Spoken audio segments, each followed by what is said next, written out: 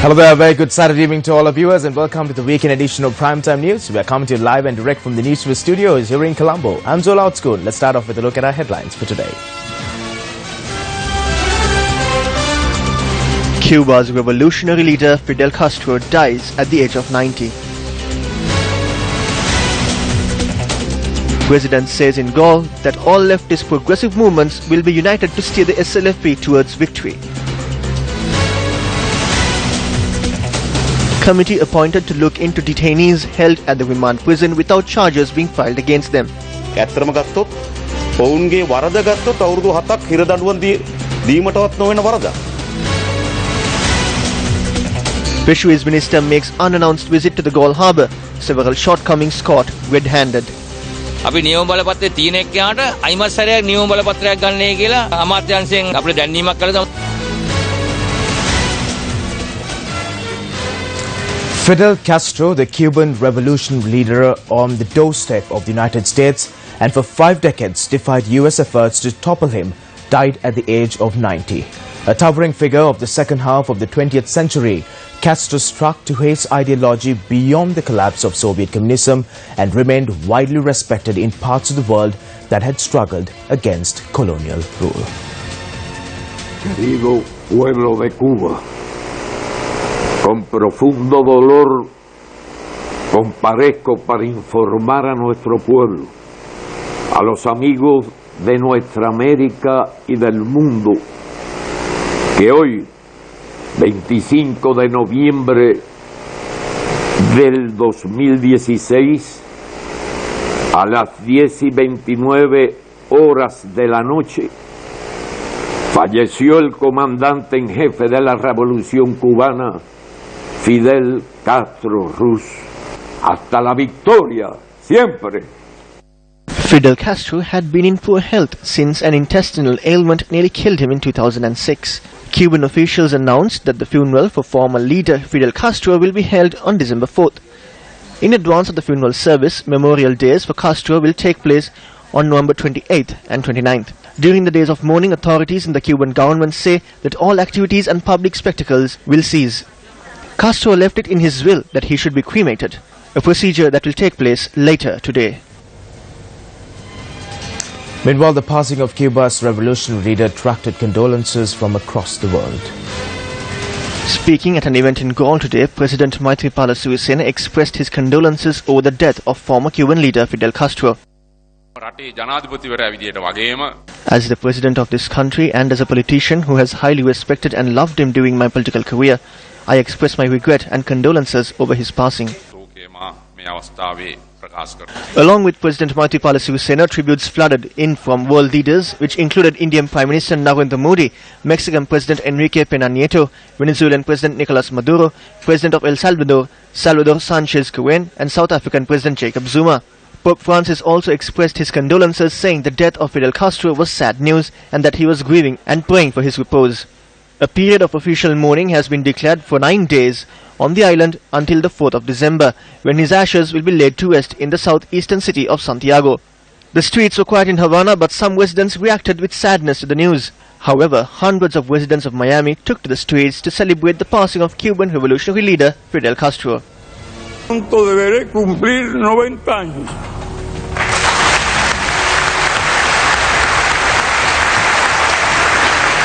Nunca se me habría ocurrido tal idea y nunca fue fruto de un esfuerzo. Fue capricho del azar. Pronto seré ya como todos los demás. A todos nos llegará nuestro turno, pero quedarán las ideas de los comunistas cubanos. A nuestros hermanos de América Latina y del mundo debemos transmitirle que el pueblo cubano vencerá.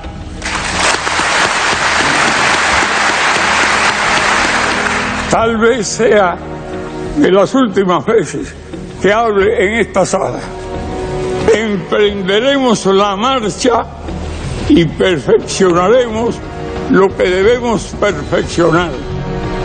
con lealtad meridiana y la fuerza unida como Martí, Maceo y Gómez en marchas indetenibles. Fidel Castro went from being a law student to a revolutionary leader, communist figurehead, and polarizing global icon.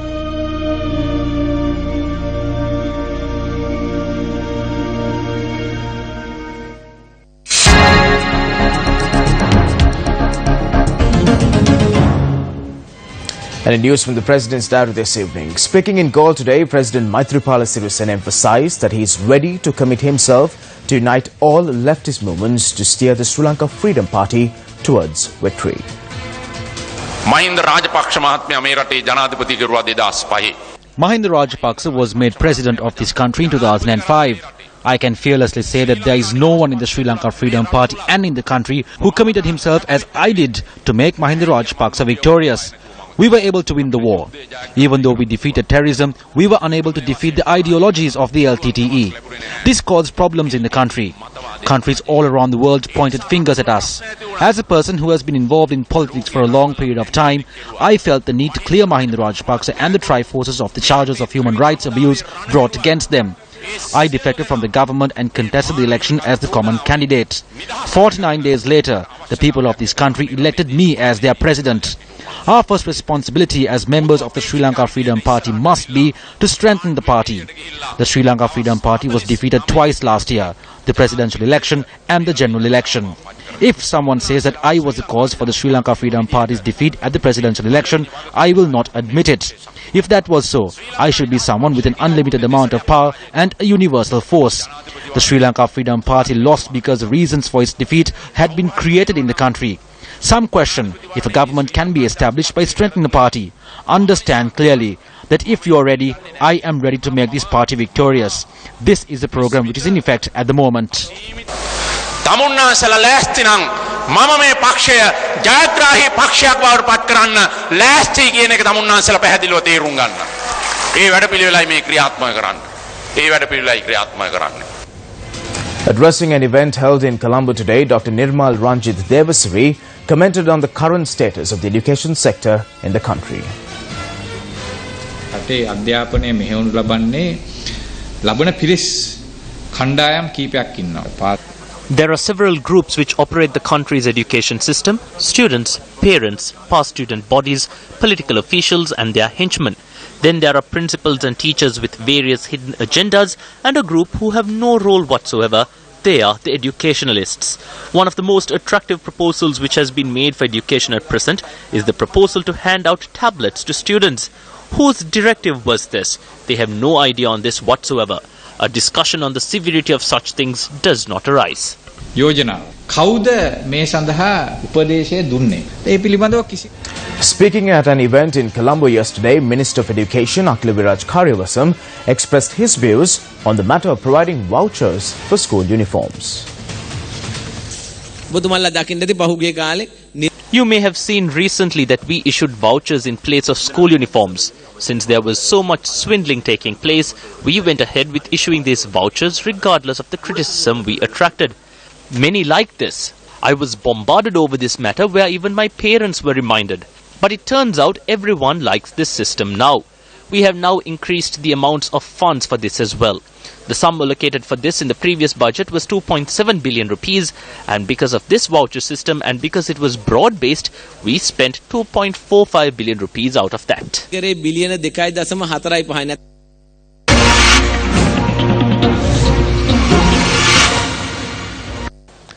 One of the first letters issued by the Secretary to the Ministry of Education following his appointment was this letter sent on the 26th of September, which inadvertently states that the government's program to issue vouchers for school uniforms was a failure. When Action TV highlighted the immense hardships that parents from rural as well as urban and semi-urban areas had to face when dealing with this voucher system, the standard response that we received was that these claims were all a mere farce. However, this particular letter shows who was putting up a facade. Through this letter, the Secretary to the Ministry of Education calls on officials to inform all parents in their areas that the Lanka Salusala would be arriving in rural areas as well as isolated areas in order to sell school uniform material in exchange for the vouchers issued by the government. The letter further states that the Lanka Salusala has taken steps to sell these materials at a competitive rate. Although the aim of this letter was to ease the troubles of students in rural and isolated areas, the true aim of this campaign was to pave the way for one individual to line his pockets by supplying the said materials without going through a proper tender procedure. Action TV will reveal further details of this corrupt deal tomorrow.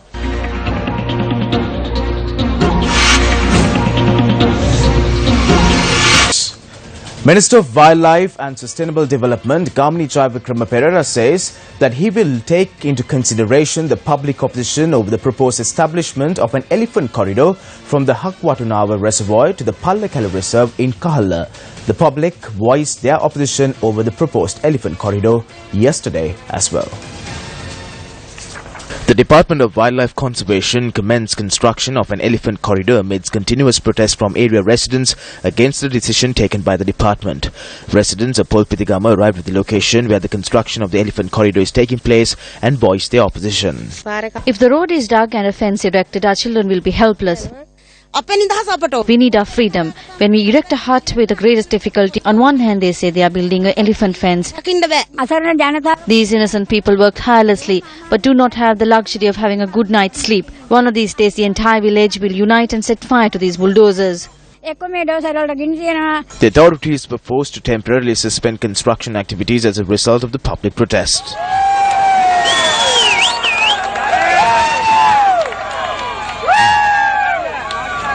The attention of Parliament too was drawn towards the situation. The Cabinet has also taken a decision that if this elephant corridor is not constructed, the elephants will storm the villages. This will result in the loss of human lives. If this corridor is not opened, the elephants will move towards Nikavaratia and Yapahua. The request being made by these 3,000 odd families is not involving the clearing of forest. This is a request from the public based on a decision taken by the district committee. This was based on the plan formulated by you.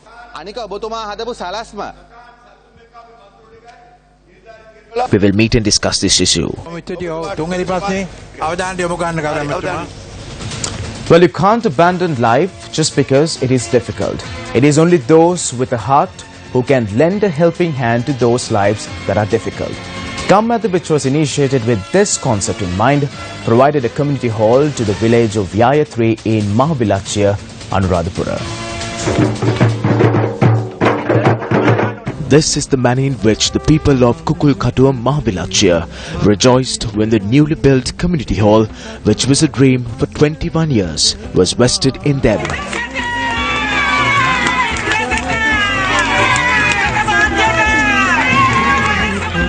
This community hall will serve over 400 families in the Mahabilachia Yaya 1, 2 and 3 areas, providing a much needed public location for educational purposes as well as community needs. Financial aid for this project, which is under Team Q, headed by Amin Asher, was provided by Newsfirst correspondent Yasasiri Vijayasekara.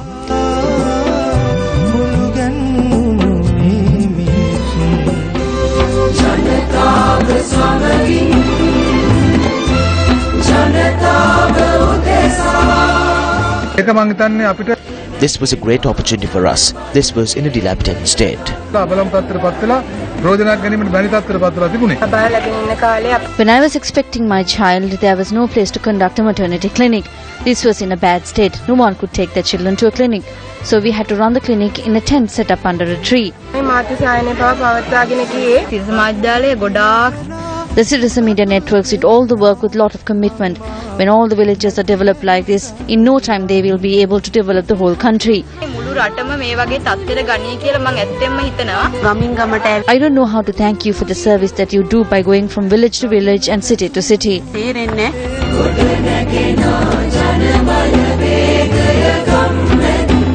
Expenditure heads of the Ministry of Housing and Construction was taken up for debate earlier this evening.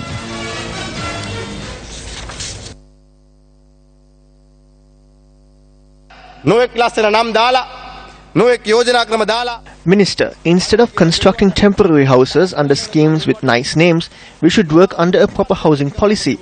You criticize us a lot and we have no problem with that at all. All I ask from you is to implement a sustainable solution to the country's housing issue.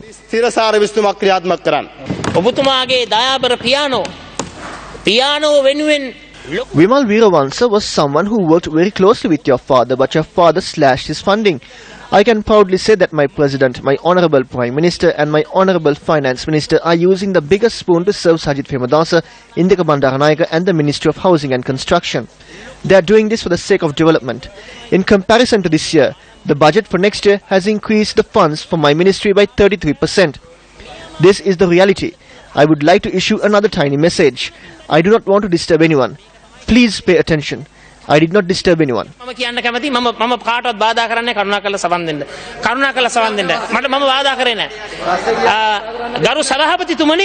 said that a sum of 7,200 million was allocated for my ministry, but yesterday Minister Ravi Karunanayake said that through his powers he would allocate an additional 1 billion rupees for my ministry when the vote takes place on the 10th.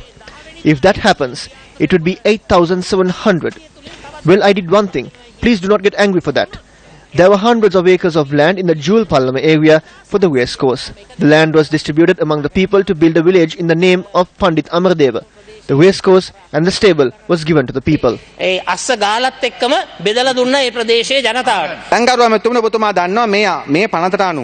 Honourable Minister, you are aware that according to this act, it is essential that the Industries and Construction Development Fund should be established. Experts involved in these industries could be assisted through this. You are not establishing this fund. You cannot refrain from doing it once an act is passed. So we request you to establish this fund.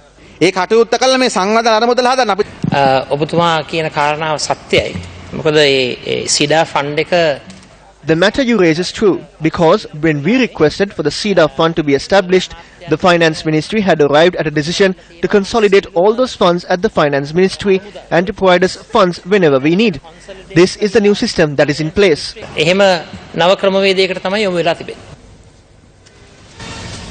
A statement was made in Parliament today that the President has appointed a committee to look into suspects who remain under remand custody without charges being filed against them.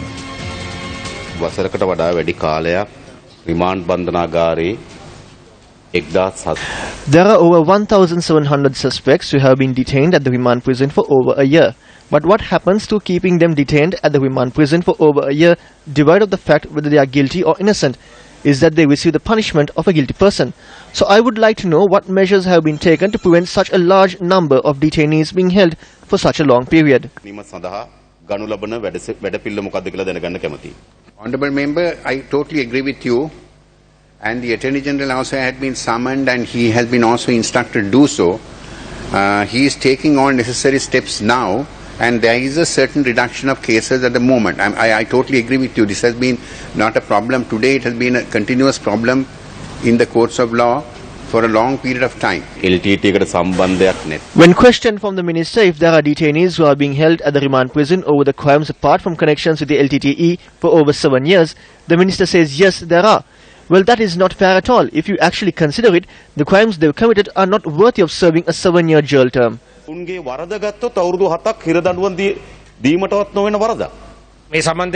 His Excellency the President has appointed a committee in this regard together with the Minister of Justice. According to the information I have received, this committee has been appointed with the task of looking into the LTTE detainees only.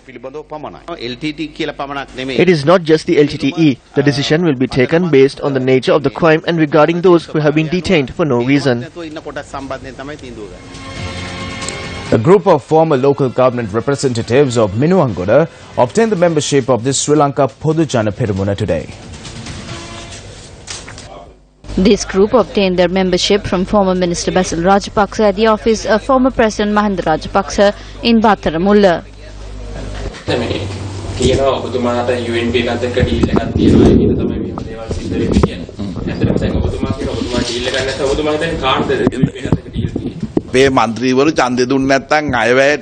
If our MPs did not vote for the budget would have been defeated. Then the UNP government would have collapsed. I would like to challenge them. If possible, defeat at least expenditure heads of a UNP minister. They are saying that just because you are hungry, you don't eat leftovers. So these Rajapaksas will not be scared just because we are leveled with false allegations. Some have real allegations against them. They go and eat the leftovers.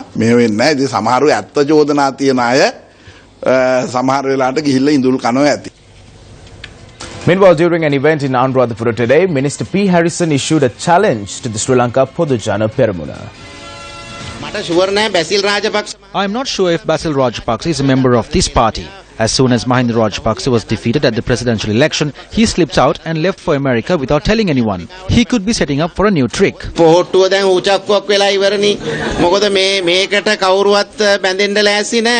No one wants to join this party. When we ask about the flower bud from Mahinda Rajapaksa, he says that he is not involved. Phantoms obtain membership in this party. They haven't been able to get one parliamentary member to join their party yet. I challenge you, if you can get one parliamentarian to join your party in 10 days. As mentioned on the headlines, Minister of Fisheries and Aquatic Resources Development Mahinda Amaravira made an unannounced visit to the Galle Harbour this morning to inspect the situation there. Minister Amaravira was accompanied by Minister of Petroleum Resources Development Chandima Virakuri. The Fisheries Trading Complex, Ice Production Facility and Fisheries Operations Centre came under the inspection of the Minister. Fishermen who set out to sea are compelled to keep the coastal security authorities informed of even the quantity of food we take in our vessels. We do not know which underhand has been placed here. Even the minister is unaware of this. Moreover, those who already possess a captain's license have been asked to obtain another captain's license. The ministry has informed us that even the minister is unaware of this. The general practice is that we give prior notice and inspect these sites, after which we meet the relevant officials and fisheries organizations. This is the tradition. So I thought to myself that I will stray away from the tradition and from hereafter to make unannounced visits so I could see the actual situation. We were able to see a number of issues. No matter how many orders we issue, discussions we hold and do things out of goodwill, I was able to notice a sense of inefficiency at the lower level today. Governor of the Northern Province, Reginald Correa, addressing an event at the Ramanathan College in Jaffna, shared these views on education. 30 வருடம் நடந்த யுத்தத்தின் காலத்திலே இது எல்லாம் வீணா போனது, அநியாயம் செஞ்சது. அந்த யுத்தத்தில் பிரபாகரன் வெற்றி பெற்று எடுத்தது இல்லை. அந்த யுத்தத்திலே மஹிந்த ராஜபக்ச வெற்றி பெற்று எடுத்தது இல்லை. வேதனை, சோதனை, அழுவதை, துன்பம் தாங்க இருந்தது. வேற ஒண்ணும் இல்லை. என்ன நாங்க எடுத்தது திருப்பி பாருங்க. இந்த யாழ்ப்பாணத்திலே நாங்க இப்ப தெரியும் எழுது தமிழ் சொல்லி ஒரு திட்டம் இருக்கிறது. அது நல்ல. எப்படி எழுது வேணும்? நல்ல படிக்க வேணும், நல்ல சம்பாதிக்க வேணும், அபிவிருத்தி வேலை செய்ய வேண்டும். அப்படி செஞ்ச மட்டும் தான் நமக்கு திருப்பு எழுங்கேலும்.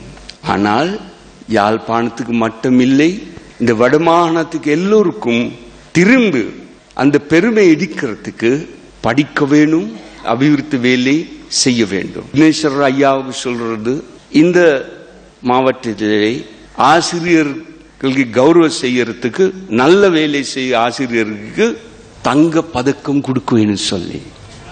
Sports. The Sri Lanka Navy Sports Club maintained their unbeaten run in the Inter-Club Rugby League against Army Sports Club today. Meanwhile, Kandy Sports Club also secured victory in their clash against the Sri Lanka Police Sports Club. The Navy Sports Club took on the Army Sports Club at the Colombo Racecourse grounds today. Navy Sports Club were at the lead at Lemons with 20 points to 10. However, a spirited comeback by the Army lads brought the game down to their wire. At the long whistle, Navy secured a narrow 25-point to 24 victory. Kandy Sports Club locked horns with the Sri Lanka Police Sports Club at the Nithawela grounds. At half-time, Kandy were well ahead with 17 points to 9. The home team continued to add to their tally, scoring 17 more points in the second half, while their opponents failed to add to the scoreboard. Kandy Sports Club went on to secure a comfortable 39-9 victory. Well, that's a wrap of the news. Take care. Good night.